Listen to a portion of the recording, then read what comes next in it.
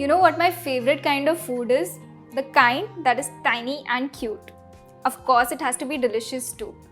These coffee bean cookies are a great conversation starter. You can take them to your office next time or the next potluck with your friends. Let's see how to make these super adorable coffee bean cookies. The process is absolutely simple. I'm going to begin with adding flour to my bowl. I'm going to flavor this with cocoa powder, not too much, just a little bit of castor sugar and quite a lot of butter. I like using salted butter because it balances out the flavors very well, but you can also use unsalted butter with a pinch of extra salt in it. Usually, while making cookies, we use the creaming method, wherein we cream the butter and sugar together to incorporate air in it. When you bake creaming method cookies, they expand a lot while baking. We're not going to do that today. We're just going to cut the butter into our flour because we don't want our cookies to expand too much in the oven. So I'm just going to use my spatula and cover the butter with my dry ingredients. Make sure your butter is not too soft while you're doing this. It shouldn't be hard as well, but it shouldn't melt in your hands either. Now that the butter has mixed in properly with the flour and is in smaller pieces, I'm going to switch over to my hands. Just use your fingers and rub the butter with the flour. What we're trying to get here is a sandy texture, also known as breadcrumbs texture. This is why the softness of the butter is important. If it is too soft, it will just stick to your hands and make them greasy. If it is too hard, this will take a really long time to do. My mom always told me not to play with my food, but while cooking I can obviously play with it. You can play with it too.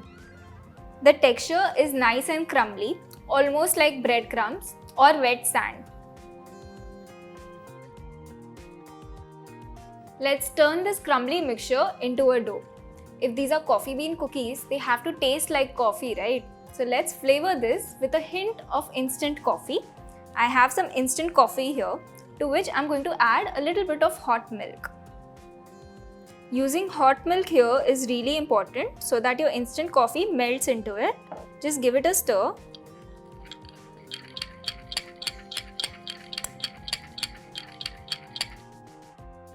This already smells so good. So 1 shot of coffee goes into our crumbly mixture along with a little more milk. 2 tablespoons should be enough. Just take your spatula and start mixing this.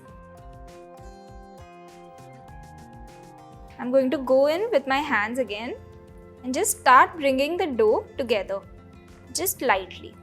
You don't want to knead this, just press it against the bowl and you'll start to see a dough forming in.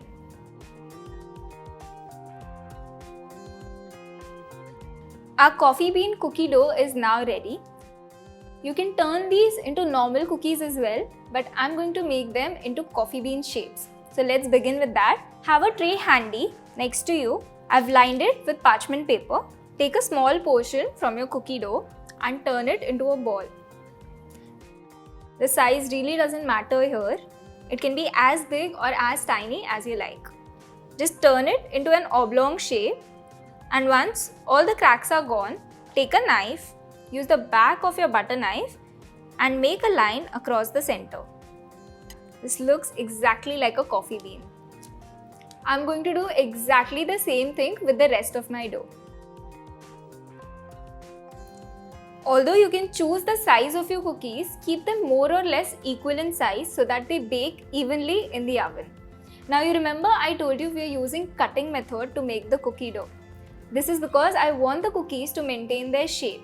If I would have used the creaming method to make the cookie dough, they would have expanded in the oven and changed their shape.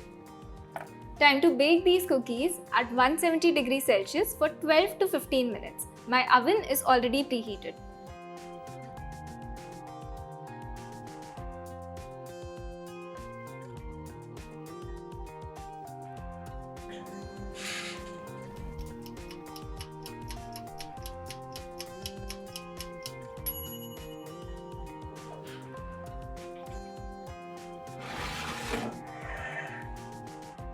Once the cookies are out of the oven, let them cool completely.